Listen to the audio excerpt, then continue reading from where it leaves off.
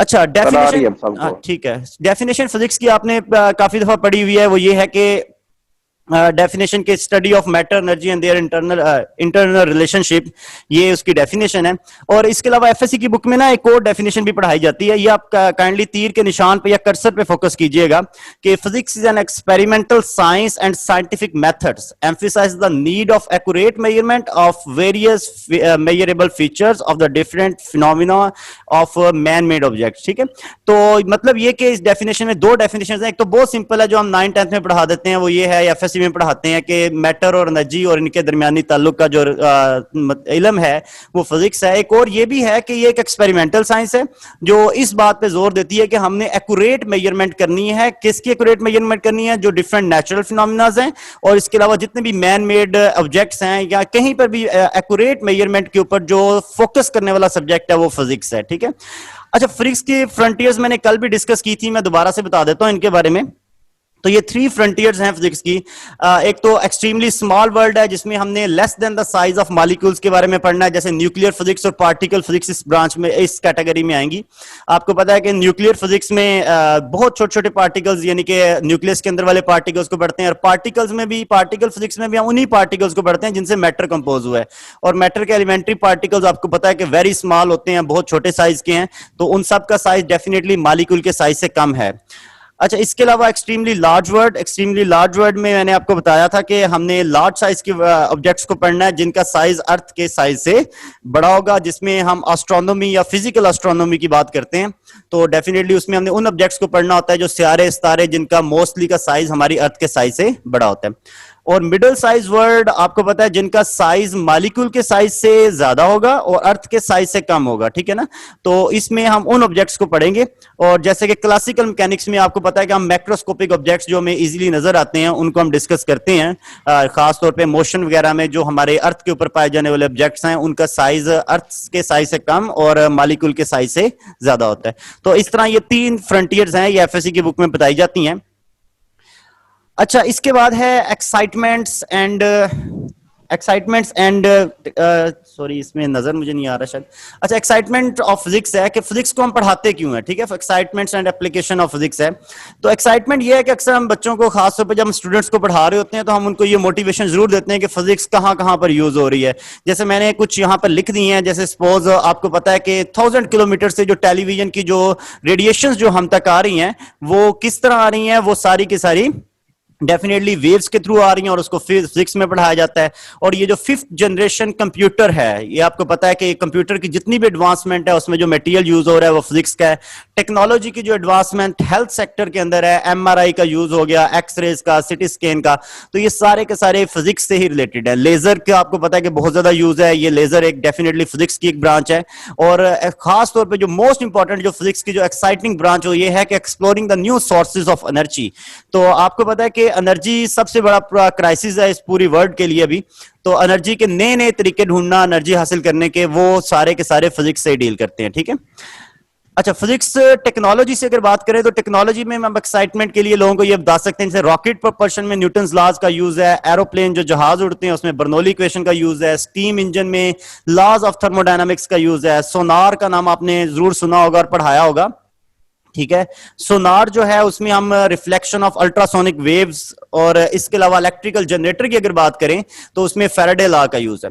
और इसी तरह हाइड्रोइलेक्ट्रिक पावर में आपको पता है कि कन्वर्ट करते हैं ग्रेविटेशनल पोटेंशियल एनर्जी को इलेक्ट्रिकल एनर्जी में। रेडियो टेलीविजन की वेव्स में जो फिजिक्स का यूज है, इलेक्ट्रॉन माइक्रोस्कोप में वेव नेचर ऑफ इलेक्ट्रॉन्स का यूज है, ऑप्टिकल माइक्रो फाइबर्स में टोटल इंटरनल रिफ्लेक्शन, और लेजर में light amplification by stimulated emission of radiations है, ये भी फिजिक्स है। और कंप्यूटर में डिजिटल लॉजिक का मतलब ये जो स्लाइड आपको नजर आ रही है ना स्क्रीन पे, इसमें सिर्फ आपको यही बताया जा रहा है कि आपने क्या, किस तरह से मोटिवेशन देनी है फिजिक्स के बारे में। तो ये कुछ छोटी सी एग्जांपल्स है, डेफिनेटली आपके पास इससे अच्छे आइडियाज भी होंगे। तो मैं ये चाहता कि स्टार्ट में हम इस तरह की बात करके ही इसको आगे कंटिन्यू करें। अच्छा, इसके बाद फिजिकल क्वांटिटीज क्या हैं? फिजिकल क्वांटिटीज के बारे में आपने डेफिनेटली बहुत अच्छी तरह से पढ़ा होगा, पढ़ाया होगा। मैं भी इसको रिवाइज कर देता हूं कि all measurable quantities are called physical quantities. ठीक है, जितनी भी क्वांटिटीज जिनको हम मेजर कर सकते हैं वो फिजिकल क्वांटिटीज होती हैं, या फिर वो ऐसी तमाम क्वांटिटीज जिसकी टर्म में लॉज ऑफ फिजिक्स को हम एक्सप्रेस कर सकते हैं वो फिजिकल क्वांटिटीज होती हैं। ठीक है, अच्छा, अभी भी कुछ लोग मुझे कह रहे हैं कि आवाज नहीं आ रही, लेकिन मेरे ख्याल से मेरी आवाज ठीक है, मैं दोबारा चेक कर लेता हूँ। जी सर, आवाज आपकी आ रही है, हमें तो आ रही है सर। हाँ, मोस्टली लोग मुझे कह रहे थे कि आवाज नहीं आ रही। काइंडली आप अपना नेट कनेक्शन को जरूर देखें, तो शायद आपके यहाँ इशू होगा, मुझे तो आवाज, मैं तो ठीक डिलीवर कर रहा हूँ। अच्छा, फिजिकल क्वांटिटीज की जो टाइप, बिल्कुल ठीक आ रही है। अच्छा ठीक है, थैंक यू। टाइप्स की जो अगर बात करें ना, तो टाइप्स मैंने कल भी डिस्कस की थी। मैंने कल भी आपको ये बात बता दी थी लेक्चर के अंदर, जब मैं व्हाइट बोर्ड पे लेक्चर दे रहा था, कि हम इसको दो तरह से डिवाइड कर सकते हैं, एक मेजरमेंट के लिहाज से और दूसरा हम इसको डायरेक्शन के लिहाज से भी क्लासिफाई करते हैं इसकी टाइप्स को। अगर मेजरमेंट के लिहाज से देखें तो इसकी तीन टाइप्स हैं ना, ये कल भी बता दी थी। बेस, जिसको फंडामेंटल क्वांटिटीज भी कहते हैं, दूसरा ड्राइव्ड है और तीसरा सप्लीमेंट्री है।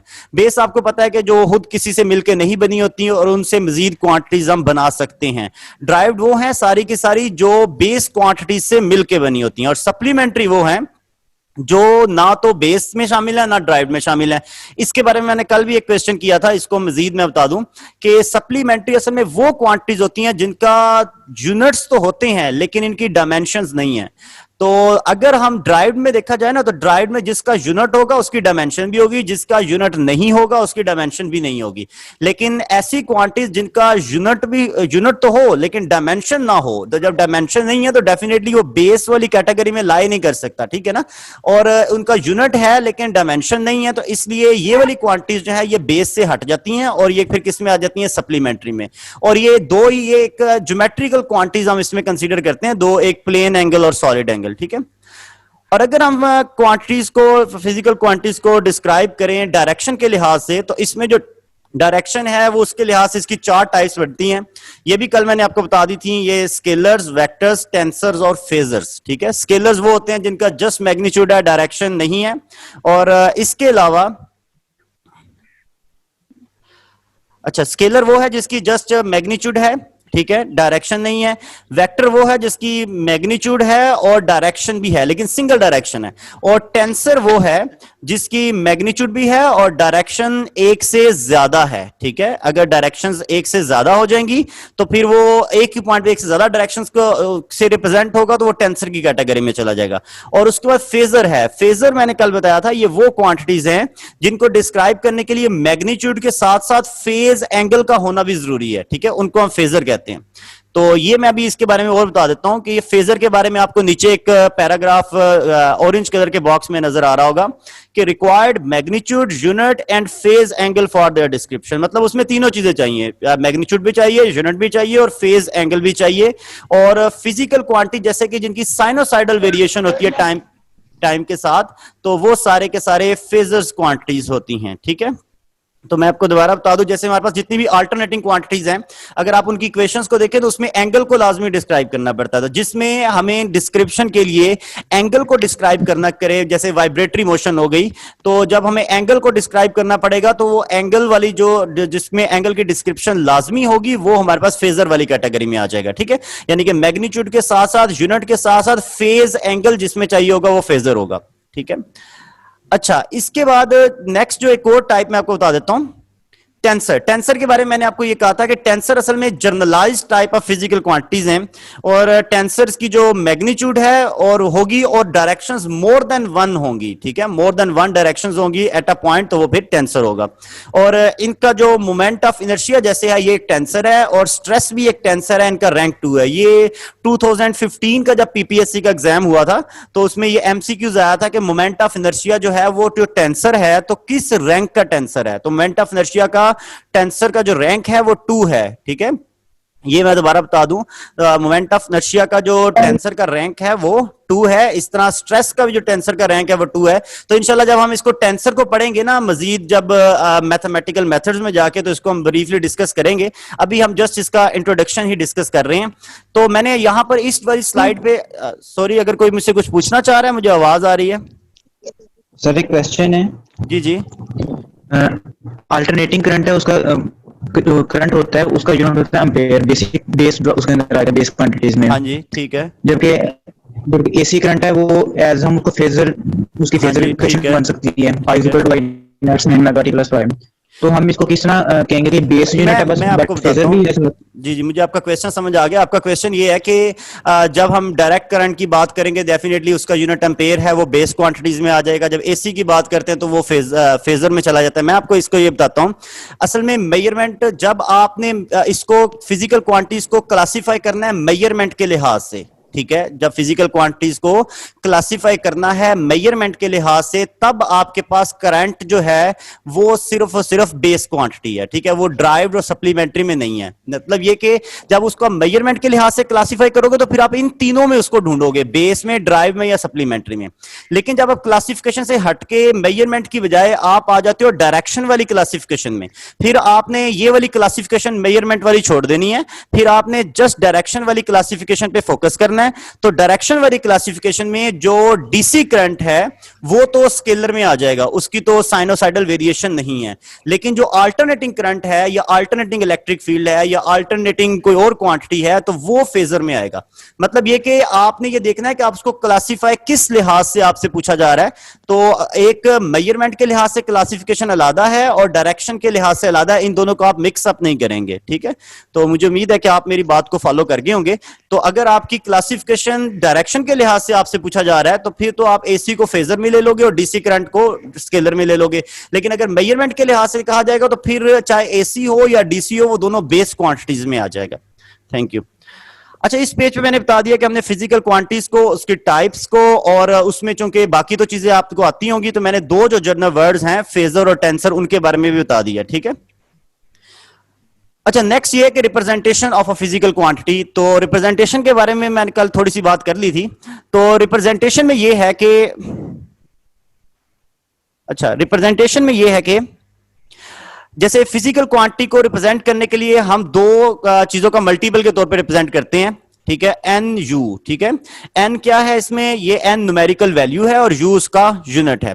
और हमेशा जो भी किसी फिजिकल क्वांटिटी की वैल्यू है ना, अगर आप उसका यूनिट चेंज कर देते हैं तो न्यूमेरिकल वैल्यू भी चेंज होगी। अगर यूनिट बढ़ाएंगे तो न्यूमेरिकल वैल्यू कम होगी, इसलिए यूनिट और न्यूमेरिकल वैल्यू का प्रोडक्ट कांस्टेंट ही रहेगा। तो इसलिए पहले वाला यूनिट और पहले वाली न्यूमेरिकल वैल्यू का प्रोडक्ट और बाद वाला यूनिट और बाद वाली न्यूमेरिकल वैल्यू का प्रोडक्ट कांस्टेंट रहेगा। मतलब n1 u1 is equal to n2 u2, ठीक है।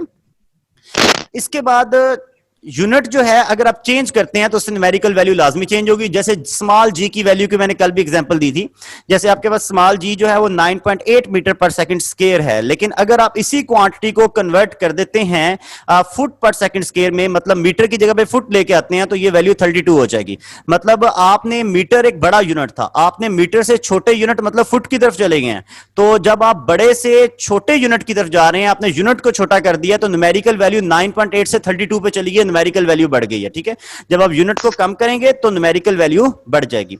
अच्छा, एडिशन एंड सब्ट्रैक्शन का रूल जो होता है फिजिकल क्वांटिटी में, ये भी मैंने कल बता दिया था। तो ये रूल ये होता है एडिशन एंड सब्ट्रैक्शन का कि एडिशन सब्ट्रैक्शन में दो या दो से ज्यादा क्वांटिटीज जो ऐड हो रही हैं उनके यूनिट्स और डायमेंशन सेम होने चाहिए। कल मैंने एक और बात भी की थी, मैंने कहा नेचर भी सेम होना जरूरी है। मतलब ये कि अगर आप ऐड कर रहे हैं, एक वेक्टर है और एक स्केलर है, तो उनके यूनिट्स और डायमेंशंस जो हैं वो आपको लग रहे हैं कि वो सेम है। जैसे मैं आपको एग्जांपल देता हूं वर्क और टॉर्क की। वर्क जो है उसका यूनिट आपको पता है कि वो जौल है, या टॉर्क का यूनिट भी हम न्यूटन मीटर लिख देते हैं, वो भी जौल बन सकता है। अब इसमें यह है कि क्या हम वर्क की वैल्यू को टॉर्क की वैल्यू में ऐड कर सकते हैं, तो ऐसा नहीं है। क्यों? क्योंकि टॉर्क और वर्क की नेचर सेम नहीं है। क्यों नहीं है? क्योंकि टॉर्क जो है वो एक वेक्टर क्वांटिटी है और वर्क जो है वो एक स्केलर क्वांटिटी है, तो उनकी नेचर का सेम होना जरूरी है। तो हमेशा वही क्वांटिटीज ऐड या सब्ट्रैक्ट हो सकती हैं जिनके यूनिट्स और डायमेंशन सेम होंगे, ठीक है। जैसे ए और बी अगर आपस में ऐड हो रहे हैं तो ए और बी के यूनिट सेम होने चाहिए, और इस तरह सी माइनस डी है तो सी और डी के भी यूनिट सेम होने चाहिए। मतलब ए बी सी डी जो चारों हैं इनके सब के यूनिट्स और डायमेंशंस आपस में सेम होने चाहिए, ठीक है। लेकिन मल्टीप्लिकेशन और डिवीजन में ऐसा नहीं है। आप दो डिफरेंट क्वांटिटीज को मल्टीप्लाई कर सकते हो जिनके यूनिट्स और डायमेंशन सेम नहीं भी, आप उनको भी मल्टीप्लाई कर सकते हो। जैसे मोमेंटम की, काइंडली माइक ऑफ कर दें काइंडली। शायद साहब मुझे लगता है आपका माइक ऑन है, काइंडली माइक ऑफ कर दें अपना। अच्छा, तो मल्टीप्लिकेशन और डिवीजन की मैं आपको एग्जांपल दे रहा था कि मल्टीप्लिकेशन और डिवीजन में ये बात जरूरी नहीं है कि आपका जो है यूनिट जो है वो सेम हो या डायमेंशन सेम हो। जैसे आपके पास प्रेशर है, प्रेशर में हम फोर्स पर यूनिट एरिया करते हैं ना, फोर्स के यूनिट और है, एरिया के और हैं, तो वो दोनों आपस में डिवाइड भी हो रहे हैं। और इसी तरह अगर मोमेंटम की एग्जांपल दें तो उसमें मास और वेलोसिटी आपस में मल्टीप्लाई हो रहे हैं, ठीक है। तो उसमें भी ऐसा ही है कि मास का यूनिट और है और वेलोसिटी का और है, लेकिन मल्टीप्लिकेशन पॉसिबल है। तो मल्टीप्लिकेशन डिवीजन में ऐसा नहीं है कि आपके पास सेम यूनिट्स और डायमेंशंस हों, लेकिन एडिशन सब्ट्रैक्शन में ये रूल है कि यूनिट्स और डायमेंशंस और नेचर का सेम होना जरूरी है। तो ये छोटे से मैंने थोड़े से रूल आपको बताए थे फिजिकल क्वांटिटी की रिप्रेजेंटेशन के, और कौन सी क्वांटिटीज ऐड हो सकती हैं और कौन सी आपस में सब्ट्रैक्ट या माइनस हो सकती हैं।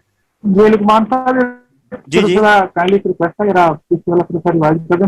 मैं अच्छा चले, मैं कर देता हूँ। वैसे मैं आपको सर मैं आपको वीडियो भी रिकॉर्ड कर रहा हूँ साथ साथ, ये वीडियो इंशाल्लाह आपको सेंड कर दूंगा, तो अगर कोई कंफ्यूजन किसी को रह जाए तो वो दोबारा भी उसमें सुन सकता है। तो इसमें इस पेज में जस्ट मैंने ना रिप्रेजेंटेशन, एक बात पूछनी थी। जी जी पूछें।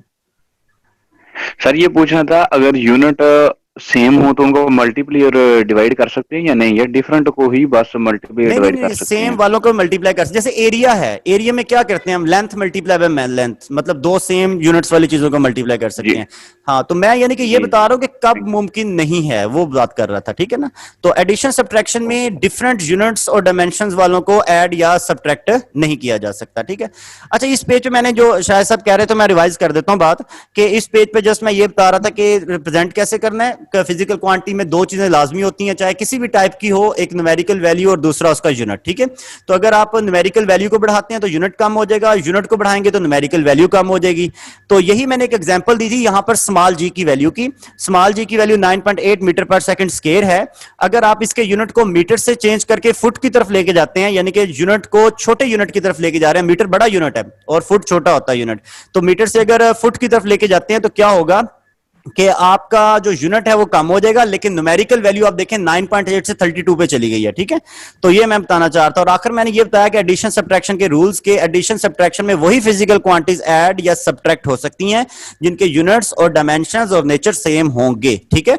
और मल्टीप्लिकेशन डिवीजन में ऐसी कोई शर्त नहीं है, उसमें चाहे उनके यूनिट डायमेंशन सेम है या नहीं सेम, तब भी वो मल्टीप्लाई और डिवाइड हो सकते हैं। Thank you. मैं जी जी लुकमान भाई, जी जी सुन रहा हूँ। पूछना यह था कि जब नेचर को डिस्कस करेंगे तो उसमें सिर्फ यही देखना है कि डायरेक्शनल प्रॉपर्टीज क्या है उसकी, या वो स्केलर या वेक्टर है। हाँ, मतलब ये कि नेचर ये है कि ये जरूर पता हो कि वो किस कैटेगरी में लाई कर रहा है, क्योंकि जैसे वेक्टर जो है वो स्केलर में हम ऐड नहीं कर सकते। कम से कम ये डिफरेंस जो है ये तो मुझे कंफर्म है कि वेक्टर स्केलर का डिफरेंस लाजमी होना चाहिए।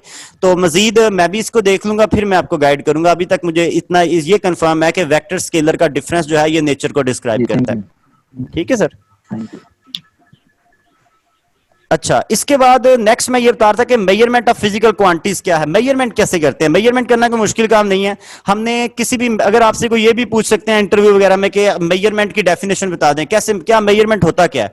तो मेजरमेंट बड़ी सिंपल सी चीज है कि हमें क्या करना है, हमें किसी भी फिजिकल क्वांटिटी को उसके स्टैंडर्ड के साथ कंपेयर करना है, ठीक है। तो किसी भी फिजिकल क्वांटिटी का जो उसके स्टैंडर्ड के साथ कंपेरिजन होता है ना, वो मेजरमेंट होती है, ठीक है। जैसे आमतौर पे आप कपड़ा लेने जाते हैं किसी शॉप से, तो आपको पता है कि उसके पास एक स्टैंडर्ड मीटर है, उसके साथ वो कंपेयर करके उसकी लंबाई हम नाप लेते हैं। अच्छा, ये मैंने मेजरमेंट में मैंने ना कुछ आपको यूनिट्स के सिस्टम्स बता दिए। जैसे हमारे पास मुख्तलिफ सिस्टम ऑफ यूनिट्स हम यूज करते हैं। हम यूज करते हैं ऐसा सिस्टम होता है, एक जो सिस्टम ऑफ यूनिट ऐसे कहते हैं MKS, एक होता है MKSA और एक होता है MKSQ, एक FPS है और एक CGS है, ठीक है। तो यहां पर 6 सिस्टम ऑफ यूनिट्स आपको शो हो रहे हैं। ऐसे सिस्टम से तो हर कोई बहुत अच्छी तरह वाकिफ है, ये हमारी बुक्स में बहुत ज्यादा बताया हुआ है। तो ऐसे सिस्टम में आपको पता है कि ये 7 बेस क्वांटिटीज होती हैं और उनके यूनिट्स के नाम यहां पर लिखे हुए हैं क्वांटिटीज के साथ। लेकिन जो MKS है ना, ये बना ही इस तरह से, M से बनता है मीटर, K से किलोग्राम, S से सेकंड, मतलब इसमें 3 बेस क्वांटिटीज हैं। तो ये मुकम्मल सिस्टम ऑफ यूनिट्स नहीं था, ये SI से पहले होता था। इस तरह MKSA जो है, इसमें मीटर, किलोग्राम, सेकंड और एम्पेयर है। तो इसमें भी 4 है, लेकिन बाकी 3 इसमें शामिल नहीं है। और MKSQ में ये है कि इसमें मीटर, किलोग्राम, सेकंड और चार्ज जो है ना, Q जो है वो चार्ज को रिप्रेजेंट कर रहा है, यहां पर कॉलम उसका यूनिट होगा। तो यहां पर एक क्वेश्चन राइज होता है कि हम करंट जो है, मैं दोबारा से ये क्वेश्चन मेरा सुनिएगा काइंडली, करंट जो है वो करंट फ्लो करता है चार्ज की वजह से।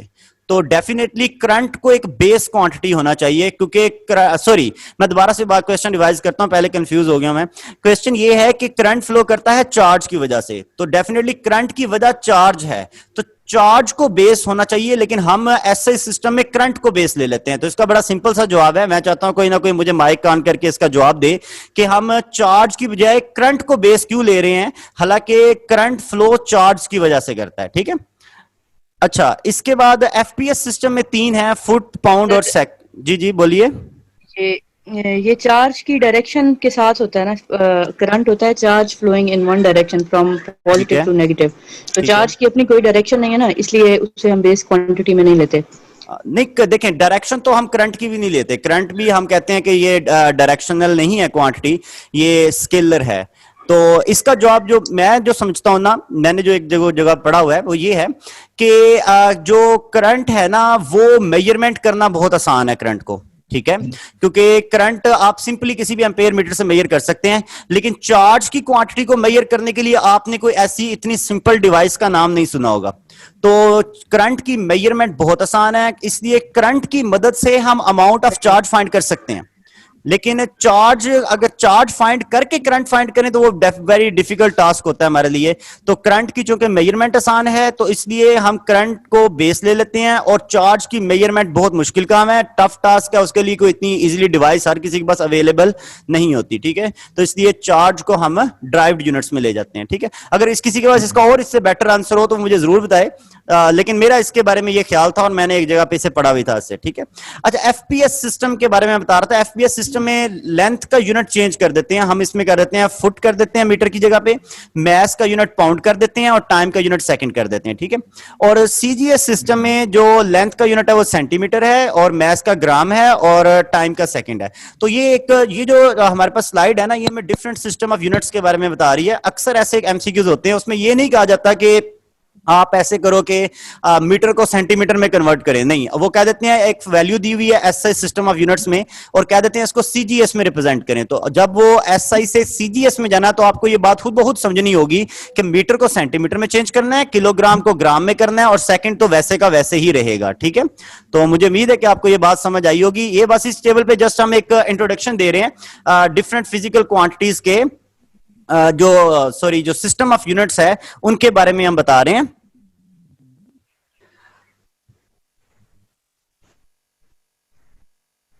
काइंडली मुझे कोई कह रहा था कि आवाज आ रही है, तो अगर कोई है किसी को कोई इशू।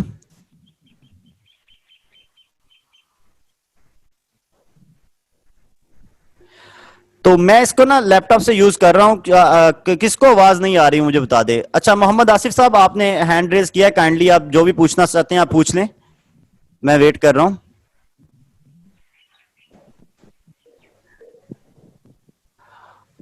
अच्छा मुझे अभी कुछ लोग कह रहे हैं आवाज नहीं आ रही, क्या सबको मेरी आवाज नहीं आ रही? काइंडली बताइएगा।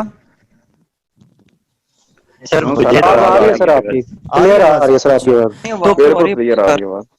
अच्छा सर क्लियर है, ठीक है। अच्छा जिसको आवाज नहीं आ रही, कुछ की प्रॉब्लम है, हाँ जिसको आवाज नहीं आ रही ना, डेफिनेटली वो मसला उनके पास होगा, मेरे पास वो इशू नहीं है। क्योंकि अगर मेरे पास आवाज का कोई इशू होता, मेरा माइक ठीक ना होता या मेरे पास नेट के सिग्नल का कोई इशू होता तो मेरी आवाज सबको ही ना जाती। तो काइंडली वो अपना इशू रिजॉल्व जरूर करें। मेरे पास मुझे लग रहा है कि इशू होगा, हाँ जी नेट का इशू है उनका। अच्छा ठीक है। अच्छा इसके बाद ये इस पेज पे मतलब मैंने यही बताया कि सिंपल सिस्टम ऑफ यूनिट्स बता दिए 6 किस्म के। वो काइंडली मैं उनको जब भेज दूंगा आपको वीडियो या पीडीएफ फाइल, तो आप उसको जरूर देख लीजिएगा। ठीक है, अच्छा इसके बाद ना मैं इनको थोड़ा सा डिफाइन करना चाहता हूं। लेंथ का यूनिट मीटर है, और मीटर असल में क्या है? मीटर 1/299792458 सेकंड्स में जो लाइट जो वैक्यूम में डिस्टेंस ट्रेवल करती है वो 1 मीटर है। ठीक है, ये बेसिक डेफिनेशंस हैं, इनसे वैसे सच कोई एमसीक्यूज तो नहीं आते इनसे, लेकिन फिर भी मैं चाहता हूं कि इनको हम थोड़ा सा डिस्कस कर लें। 1 किलोग्राम असल में प्लाटीनियम रेडियम का एक सिलेंडर होता है जो कि फ्रांस के एक म्यूजियम में पड़ा हुआ है। उसका जितना मैस है उतना ही मैस हमने 1 किलोग्राम रखा हुआ है। ठीक है, और टाइम का जो मेजरमेंट है, टाइम असल में सीजियम 133 एटम्स की जो एटॉमिक वाइब्रेशंस का जो टाइम है ना, वहां से काउंट करते हैं। तो ये 91926317770 पीरियड्स का जो टाइम होता है वो 1 सेकंड होता है। किसका? सीजियम एटम का। इस तरह की चीज पूछी जा सकती है कि टाइम का यूनिट किसको फॉलो करके बनाया गया या किसके ऊपर बेस करता है, तो ये सीजियम 133 एटम्स की वाइब्रेशंस के ऊपर बेस करता है, उसकी वाइब्रेशंस के पीरियड के। अच्छा, करंट की जो अक्सर डेफिनेशन हम जो करते हैं ना, हम ये कहते हैं कि एक कूलम चार्ज जो है वो 1 सेकंड में फ्लो करे तो हम कहते हैं करंट 1 एम्पेयर हो जाएगा ना, लेकिन एक कॉलम चूंकि ड्राइव्ड यूनिट हो जाता है तो उसको ड्राइव्ड की मदद से डिफाइन करना ज्यादा मुनासिब नहीं है। तो करंट की जो बेसिक डेफिनेशन है वो असल में ये है कि ये 1 एम्पेयर करंट जो होता है ये 2 स्ट्रेट पैरेलल कंडक्टर्स हों, इनफाइनाइट लेंथ के हों, यानी कि बहुत ज्यादा लेंथ हो, बिल्कुल बारीक हो, नेग्लिजिबल क्रॉस सेक्शन हो उनका, उनके दरमियान बिल्कुल वैक्यूम हो और 1 मीटर अपार्ट हो। तो उनके दरमियान अगर फोर्स 2 मल्टीप्लाई बाय 10 की पावर -7 न्यूटन पर मीटर ऑफ लेंथ हो तो फिर वो जो करंट फ्लो करेगा वो 1 एम्पेयर होगा। आपको पता है कि 2 conductors parallel to each other हों और उनमें से करंट फ्लो कर रहा हो तो वो दोनों कंडक्टर्स एक दूसरे को अट्रैक्ट करते हैं, या अट्रैक्शन या रिपल्शन की फोर्स हो सकती है। अगर पैरेलल करंट्स हो कंडक्टर के दरमियान तो अट्रैक्शन की फोर्स होती है, एंटी पैरेलल करंट्स हो तो फिर रिपल्शन की फोर्स होती है। ये एफएससी की बुक में सेकंड ईयर में ये लिखा हुआ है एक साइड बॉक्स में, तो उसी से ही ये डेफिनेशन बनाई हुई है कि अगर इतनी कितनी फोर्स की वैल्यू इतनी हो, 1 मीटर का डिस्टेंस हो, तो फिर दोनों में करंट जो है वो 1 एम्पेयर फ्लो कर रहा होगा।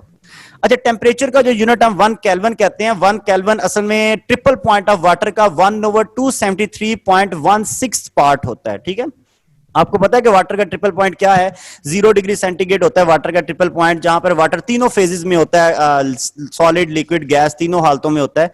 तो उस टेम्परेचर का 1/273 पार्ट जो होगा वो हमारे पास ट्रिपल पॉइंट ऑफ वाटर होगा। अच्छा, मोल, तो 1 मोल जो होता है किसी भी सब्सटेंस का, ये वो उसमें उतने ही पार्टिकल्स होने चाहिए 1 मोल में जितने कार्बन 12 के 12 ग्राम में होते हैं, जितने कार्बन 12 के 12 ग्राम में जितने पार्टिकल्स होते हैं, या फिर कार्बन 12 के 0.012 किलोग्राम में जितने पार्टिकल्स होते हैं उतने पार्टिकल्स 1 मोल में होने चाहिए। ठीक है, तो ये बेसिक डेफिनेशंस थी। ये ऐसा एमसीक्यूज के हवाले से हमारे लिए इतनी इंपॉर्टेंट तो नहीं है, तो मैंने ये तकरीबन 6 आपको बता दी हैं। अच्छा, इसके बाद इंटेंसिटी ऑफ लाइट रह गया था। इंटेंसिटी ऑफ लाइट का जो यूनिट है ना वो कैंडेला है। अच्छा, तो कैंडेला क्या है? कैंडेला बेटा, सॉरी एस्पायरेंट्स या डियर कैंडिडेट्स, कैंडेला ये है कि ये ल्यूमिनस इंटेंसिटी है किसी सोर्स से जो इमिट होगी, उस सोर्स की जो रोशनी है ना वो मोनोक्रोमेटिक होनी चाहिए और उसकी फ्रीक्वेंसी 540 मल्टीप्लाई बाय 10 की पावर 12 हर्ट्ज हो। ठीक है, और अगर उसकी रेडियंट इंटेंसिटी 1/683 वाट है एक स्टे रेडियन सॉलिड एंगल में। मतलब ये भी एक तस्वीर में आपको दिखाता हूं, ये देखें, आप समझते होंगे कि सॉलिड एंगल क्या है, ये भी डिफाइन भी हम करने वाले हैं। तो सॉलिड एंगल 3 डायमेंशनल एंगल बनता है, जैसे स्फीयर में कोई एंगल बन रहा हो। तो एक स्टे रेडियन एंगल में, ठीक है, कोई ऐसी लाइट जिसकी फ्रीक्वेंसी 540 मल्टीप्लाई बाय 10 की पावर 12 हर्ट्ज है, अगर उसकी जो पावर है वो 1/683 वाट हो, तो एक स्टे रेडियन में जो उसकी इंटेंसिटी होगी वो 1 कैंडेला के इक्वल होगी। अच्छा, यहां पर एक छोटा सा क्वेश्चन मैं रेज कर रहा हूं कि इंटेंसिटी ऑफ लाइट की मेजरमेंट में या 1 कैंडेला की डेफिनेशन में जो हमने वैल्यू बताई है फ्रीक्वेंसी की, वो वैल्यू बताई है 540 मल्टीप्लाई बाय 10 की पावर 12 हर्ट्ज। तो सवाल ये है कि ये वैल्यू एक इसी फ्रीक्वेंसी के ऊपर ही क्यों हम 1 कैंडेला की डेफिनेशन बना रहे हैं, किसी और विजिबल लाइट की फ्रीक्वेंसी ऊपर हमने 1 कैंडेला की डेफिनेशन क्यों नहीं बनाई? ठीक है, तो ये मुझे काइंडली अगर कोई मुझे एक्सप्लेन करे तो मुझे अच्छी डिस्कशन हो सकती है इसके ऊपर। अच्छा, चलें, खैर मैं इसको बताता हूं, आप सोचिए कि इसके बारे में। रेडियन क्या है? 1 रेडियन, आपको पता है कि रेडियन एंगल प्लेन एंगल होता है जो सर्कल में बनता है। तो किसी भी सर्कल की एक ऐसी आर्क, ठीक है, जिसकी लेंथ रेडियस ऑफ सर्कल के इक्वल होगी, तो वो सर्कल के सेंटर पे जो एंगल बनाती है 1 रेडियन है। मतलब ऐसी आर्क जिसकी लेंथ खुद की लेंथ सर्कल के रेडियस के इक्वल होगी, वो सर्कल के सेंटर पे जो एंगल बनाती है वो 1 रेडियन है। और ये जो रेडियन वाला एंगल फाइंड करने का जो फार्मूला, ये theta is equal to S/R होता है। S इसमें को क्या होता है? S होता है आर्क लेंथ, मतलब आर्क लेंथ जो है वो S है इसमें। ठीक है, अच्छा, इस तरह स्टे रेडियन, स्टे रेडियन क्या है? स्टे रेडियन सॉलिड एंगल है। 1 स्टे रेडियन वो एंगल होता है जो कोई भी स्फीयर का वो एरिया जो square of the radius of sphere के इक्वल है, तो वो स्फीयर के सेंटर पे जो एंगल बनाता है उसको हम 1 स्टे रेडियन कहते हैं। ठीक है, जैसे ये डायग्राम में भी नजर आ रहा है कि ऐसा एरिया जिसकी वैल्यू r स्क्वायर के इक्वल है, तो वो सेंटर ऑफ स्फीयर पे जो एंगल बना रहा है वो 1 स्टे रेडियन है। ठीक है, अच्छा, स्टे रेडियन फाइंड करने के लिए एंगल का जो उसका फार्मूला, ये अक्सर एफएससी की बुक में वैसे नहीं दिया हुआ, तो ये काइंडली आप जरूर माइंड में रखिएगा। इसका फार्मूला होता है, इसको एक तो स्टे रेडियन या सॉलिड एंगल के लिए जो हम सिंबल यूज करते हैं ना, वो इस तरह ओमेगा सिंबल होता है। प्लेन एंगल के लिए सिंबल जो यूज कर रहे हैं वो थीटा है, सॉलिड एंगल के लिए ओमेगा यूज करते हैं, और सॉलिड एंगल का जो फार्मूला है वो a ओवर आर स्क्वायर है। कितना है? a over r square. मतलब कोई भी आपको एरिया दे दिया जाए, उस एरिया को आप उस वाले स्फीयर के रेडियस के स्क्वायर पे डिवाइड कर दें तो आपका आंसर जो है वो सॉलिड एंगल उतने स्टेरेडियन में आ जाएगा। अच्छा, इसके अलावा अगर आपको स्टेरेडियन को कन्वर्ट करना हो, एक पूरे जो होता है स्फीयर का जो स्टेरेडियन एंगल होता है वो 4 पाई स्टेरेडियन होता है। अगर आपको स्टेरेडियन एंगल को डिग्री स्क्वायर में कन्वर्ट करना हो तो आप उसको 180 ओवर पाई स्क्वायर से मल्टीप्लाई कर देंगे। जैसे रेडियन को डिग्री में कन्वर्ट करना हो तो 180 ओवर पाई से मल्टीप्लाई करते हैं, अगर स्टेरेडियन को डिग्री स्क्वायर में कन्वर्ट करना हो तो 180 ओवर पाई स्क्वायर से मल्टीप्लाई करेंगे। ठीक है, और इसी तरह अगर आपको फ्रैक्शन निकालनी हो, ठीक है, एक स्टेरेडियन जितना एरिया कवर कर रहा है उसकी फ्रैक्शन निकालनी हो तो एक स्टेरेडियन जो एरिया कवर करता है वो आर स्क्वायर है और पूरे स्फीयर का एरिया 4 पाई आर स्क्वायर है, तो आप इन दोनों को आपस में डिवाइड कर दें तो 1/4 पाई आपके पास वो फ्रैक्शन ऑफ एरिया आ जाएगा जो एक स्टेरेडियन कवर कर रहा है। और एक स्टेरेडियन कितने डिग्री के इक्वल होता है उसको भी आप 180 ओवर पाई होल स्क्वायर से मल्टीप्लाई करके निकाल सकते हैं। ठीक है, तो ये तो बिल्कुल बेसिक सी बातें थी जो मैंने बताई हैं। तो मैंने एक क्वेश्चन आपके लिए छोड़ा था कि यही वैल्यू फ्रीक्वेंसी की क्यों यूज करते हैं वन कैंडेला को डिफाइन करने के लिए। तो कैंडी अगर किसी के माइंड में ये मापदंड है जो मोनोक्रोमेटिक। हाँ जी, हाँ जी, मोनोक्रोमेटिक का मतलब जो सिंगल वेवलेंथ जी जी, ठीक ठीक है, हाँ ठीक है। आपने यानी कि इन्होंने ये जवाब दिया कि ये मोनोक्रोमेटिक है और जी जी मैंने सुना है। अच्छा, मैं ये कहना चाह रहा हूं कि उन्होंने ये जवाब दिया। आपको आवाज आ रही है मेरी शायद साहब? नहीं आ रही? मेरी आवाज वैसे ठीक डिलीवर हो रही है, वहां पर आपके पास शायद कोई सिग्नल का इश्यू होगा। अच्छा, मैं ये बताना चाहता कि असल में रीजन ये है, इसके बिहाइंड जो रीजन है ना, वो रीजन ये है कि ये जो वैल्यू है, ये वैल्यू की जो फ्रीक्वेंसी होती है वो ग्रीन लाइट के करीब करीब होती है। कहां किधर लाई करती है? ग्रीन लाइट के करीब करीब लाई करती है। तो ग्रीन लाइट जो होता है ना वो हमारी आंखों के लिए मोस्ट सेंसिटिव लाइट कंसीडर की जाती है। तो ये वो फ्रीक्वेंसी है जो ह्यूमन आई के लिए मोस्ट सेंसिटिव फ्रीक्वेंसी होगी। ठीक है, तो इसलिए वन कैंडेला की जो डेफिनेशन है ये उस फ्रीक्वेंसी के ऊपर बेस्ड है जो ह्यूमन आई के लिए मोस्ट सेंसिटिव फ्रीक्वेंसी है, यानी कि जो हमें सबसे ज्यादा अच्छे तरीके से नजर आती है, ये वो फ्रीक्वेंसी है। ठीक है, तो ये मैं इंशाल्लाह आपको इसकी एक पीडीएफ फाइल भी प्रोवाइड कर दूंगा और वीडियो भी प्रोवाइड करूंगा। तो आपको ये जो बातें, अगर आवाज की वजह से कोई मसला पेश आए तो आप वीडियो में और पीडीएफ फाइल में वो देख लीजिएगा, आपको समझ आ जाएंगी। अच्छा, अब प्रैक्टिकल यूनिट्स की बात करते हैं। एक तो हमारे पास यूनिट्स हमने सारे के सारे पहले पढ़ लिए हैं, कुछ प्रैक्टिकल यूनिट्स भी होते हैं। जैसे लेंथ का यूनिट है फेम्टोमीटर। ठीक है, आपको ये जरूर सुना होगा, इसको फर्मी भी कहते हैं। एक ये 10⁻⁻15 मीटर के इक्वल होता है। एक्सरे यूनिट जो है ये 10⁻⁻13 मीटर के इक्वल होता है। और जो ऑनस्ट्रॉम है ये भी एक लेंथ का प्रैक्टिकल यूनिट है, ये 10⁻⁻10 के इक्वल होता है। माइक्रोन एक लफ्ज यूज होता है एक्सेल लिटरेचर में। माइक्रोन असल में 1 माइक्रोमीटर ही होता है, ये 10⁻⁻6 मीटर है। और 1 एस्ट्रोनॉमिकल यूनिट भी अक्सर यूज करते हैं। काइंडली माइक को ऑफ करें ताकि मुझे आवाज में इशू आ रहा है या कुछ पूछना है आपने? अच्छा, खैर मैं ये बताना चाह रहा था, मोहम्मद बिलाल साहब माइक को काइंडली ऑफ कीजिएगा। अच्छा, मैं ये बताना चाहता कि एस्ट्रोनॉमिकल यूनिट जो होता है ना, ये डिस्टेंस होता है हमारे और सन के दरमियान। ठीक है, और उसकी वैल्यू, उसको 1 एस्ट्रोनॉमिकल यूनिट कहते हैं और ये वैल्यू 1.49 मल्टीप्लाई बाय 10⁻11 मीटर के इक्वल है। और 1 लाइट ईयर जो है ये आपको पता है कि ये वो रास्ता होता है जो रोशनी एक साल में कवर करती है। ये 9.46 मल्टीप्लाई बाय 10⁻15 मीटर के इक्वल है।